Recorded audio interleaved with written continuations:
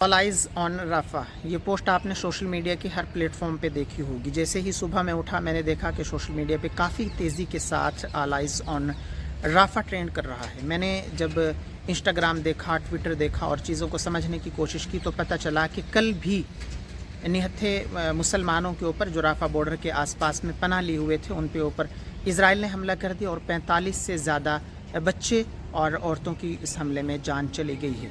पिछले दिनों social media या इंटरनेशनल मीडिया के ज़रिए से ख़बरें शाया हुई कि सीज़ फायर हो गया और इस वक्त वहाँ हालात कंट्रोल और काबू में हैं और मदद जो है वो राफ़ा बॉर्डर के ज़रिए से गाज़ा के लोगों तक पहुँच रही है। लेकिन यही चीज़ है जो इज़राइल के लोग बर्दाश्त नहीं कर सके। वहाँ के निकम्मे लोगों को उन तक पानी पहुँचना, उन तक खाना पहुँचना, ये चीज़ भी वो हज़म नहीं कर सके। और राफ़ा बॉर्डर पे पनाह लिए हुए लोगों के ऊपर उन्होंने किस बेदर्दी के साथ हमला किया है जिसका अंदाज़ा लगाना मुश्किल है। उसके बाद हिंदुस्तान या दुनिया भर से लोग फ़लस्तीन के समर्थन में खड़े हुए और उन्होंने कहा कि अब बस कर देनी चाहिए, क्योंकि सबसे ज़्यादा नुकसान इसमें बच्चों और औरतों का हुआ है। गाज़ा पट्टी की तरफ पिछले एक साल से आपने देखा कि किस तरीके से इजराइल ने निहत्थे लोगों के ऊपर हमला किया है। वहाँ हॉस्पिटल हों, स्कूल हों, कॉलेज हों, पीने की जो सुविधाएं तक उनके लिए ख़त्म हो गई हैं और जिस रास्ते से उन तक मदद पहुंच रही है अब इजराइल के लोगों ने उस रास्ते पर भी बमबारी शुरू कर दी है।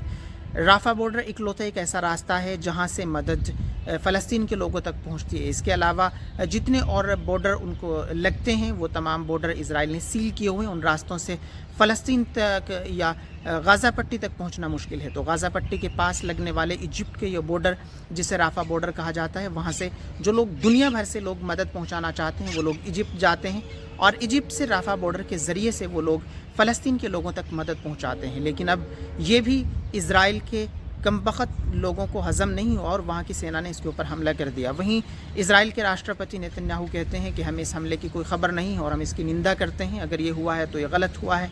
एक राष्ट्रपति की आंखों के नीचे ये सब हो रहा है, क्या उसे पता नहीं चलता?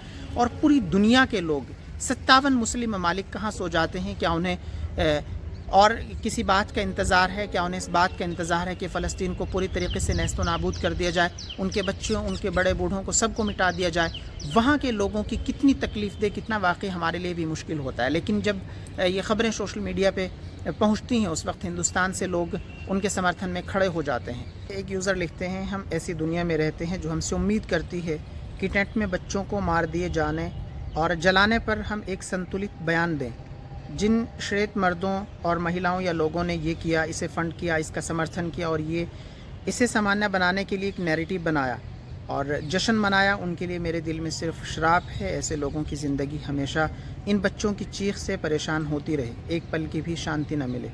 एक और यूज़र इस ताल्लुक़ से लिखते हैं, राफ़ा में बच्चों के सिर कटे हुए डरावनी वीडियो को देखा, अब और कोई इससे नज़रें नहीं फेर सकता। इसका अंत कब होगा? सारी दुनिया चाहती है कि अब इसका अंत हो जाना चाहिए, बस हो जानी चाहिए। वहाँ के लोग बहुत ज़्यादा परेशानी में हैं, बहुत ज़्यादा मुसीबत में हैं। बच्चों के लिए पानी तक की जो सुविधाएं हैं वो बिल्कुल पूरी तरीके से ख़त्म हो गई हैं। उनकी स्कूल की पढ़ाई हो, कॉलेज की पढ़ाई हो, उनके तमाम के तमाम जो रोज़ाना के मसाइल हैं उनसे वो दो चार हो रहे हैं। और पूरी दुनिया इस वक्त भी तमाशाबीन बनी हुई है। पूरी दुनिया की इंसानियत ख़त्म